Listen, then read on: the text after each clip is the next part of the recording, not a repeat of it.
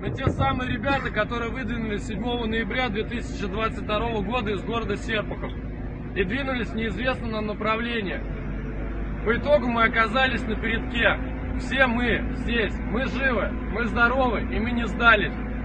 Нас заранее ввели в заблуждение. Не было никакого вида подготовки, брони, только снаряды, блядь, только БК, блядь. Народ в диком ужасе просто находится по нынешний момент, потому что мы не знаем, какая наша основная задача. На данный момент основная задача – выжить.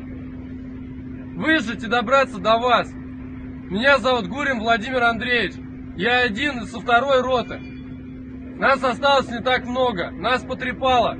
Но мы не без вести пропавшие, мы не ранены и мы не убиты, мы не сданы в плен. С нами повели очень плохо. Наш комбат от нас отказался. Нас неделями возили по лесам, нас заранее укатывали. Приехал комбат, который представился точкой, и разделили роту на 2 части. Первая часть в составе 60 человек выдвинулась, блядь, на Макеевку. Вернулись не все, но большая часть. Нас заранее ввели в заблуждение о том, что не нужно брать с собой ничего, кроме БК. Мы вымокли, мы были разбиты, часть была уничтожена. Также про нас говорят, что Серпухов это одно и то же, как людоеды. Изначально, с давних времен это все собиралось. Людям выдавали отдельно магазины, кому шомпол, кому калаш, кому затворную крышку. Броню даже не выдавали. Броню, которую выдали в городе Серпухов, блядь, относится к разряду, как правильно называется? Страйкбольная. Которая не держит ни пулю, ни нож, ни топор, блядь, ни лопатку. Также каска. После одного удара ножом она не выдержала, она треснула напополам. Также нам не предоставили форму. Нас не информировали, куда мы едем, зачем мы едем.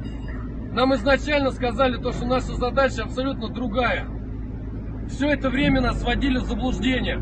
Каждый день нам говорили разную информацию, куда мы едем и что мы будем делать, мы не знали.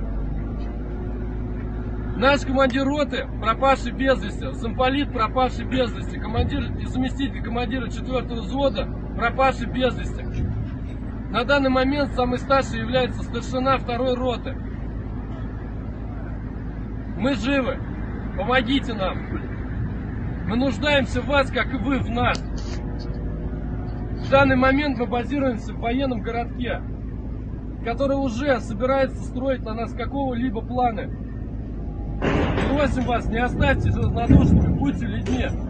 Мы с вами. Но без вас мы не сможем, как вы без нас.